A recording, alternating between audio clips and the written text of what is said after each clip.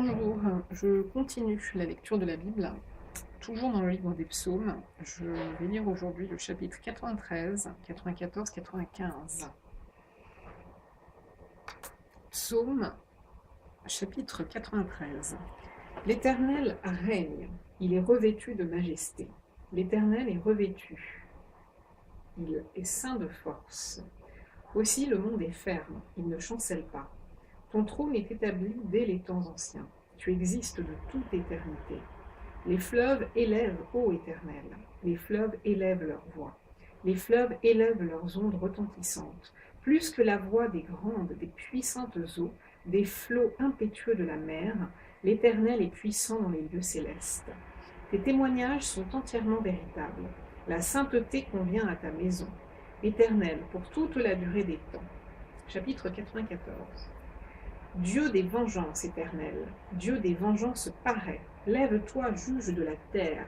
Rends aux superbes selon leurs œuvres.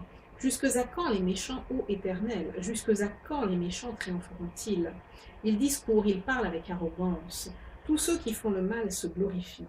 Éternel, ils s'écrasent ton peuple. Non, Éternel, ils écrasent ton peuple. Ils oppriment ton héritage. Ils égorgent la veuve et l'orphelin. Ils assassinent les orphelins. Et ils disent, l'Éternel ne regarde pas, le Dieu de Jacob ne fait pas attention. Prenez-y garde, hommes stupides, insensés quand vous serez Non, punaise. Prenez-y garde, hommes stupides, insensés, quand serez-vous sages? Celui qui a planté l'oreille n'entendrait-il pas? Celui qui a formé l'œil ne verrait-il pas? Celui qui châtie les nations ne punirait-il point? Lui qui donne à l'homme l'intelligence, l'Éternel connaît les pensées de l'homme. Il sait qu'elles sont vaines. Heureux l'homme que tu châties, ô Éternel, et que tu instruis par ta loi, pour le calmer au jour du malheur, jusqu'à ce que la fosse soit creusée pour le méchant. Car l'Éternel ne délaisse pas son peuple, il n'abandonne pas son héritage, car le jugement sera conforme à la justice, et tous ceux dont le cœur est droit l'approuveront. Qui se lèvera pour moi contre les méchants? Qui me soutiendra contre ceux qui font le mal?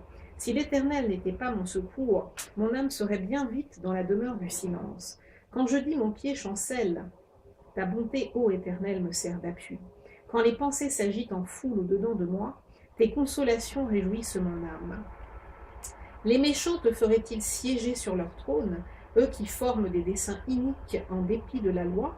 Ils se rassemblent contre la vie du juste, et ils condamnent le sang innocent.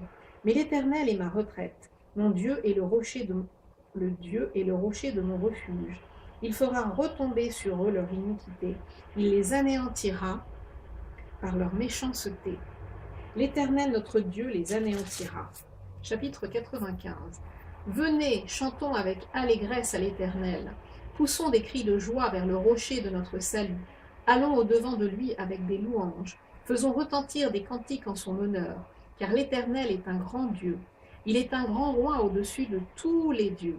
Il tient dans sa main les profondeurs de la terre, et les sommets des montagnes sont à lui. La mer est à lui, c'est lui qui l'a faite. La terre aussi, ses mains l'ont formée. Venez, prosternons-nous et humilions-nous. Fléchissons le genou devant l'Éternel, notre Créateur, car il est notre Dieu, et nous sommes le peuple de son pâturage, le troupeau que sa main conduit. Oh, si vous pouviez écouter aujourd'hui sa voix.